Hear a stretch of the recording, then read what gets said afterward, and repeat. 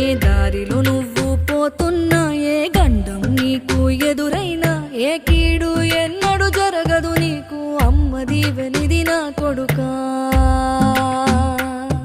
ఈ దిక్కులు నీతో కదిలేను, ఆ చుక్కలి దిష్టి తీసేను, ఏ గాలి ధూళి సోకదు నిన్ను, అమ్మ దీవెనిది నా కొడుకా. ఏ పిడుగుల చప్పుడు వినపడినా, ఏ బూచోడి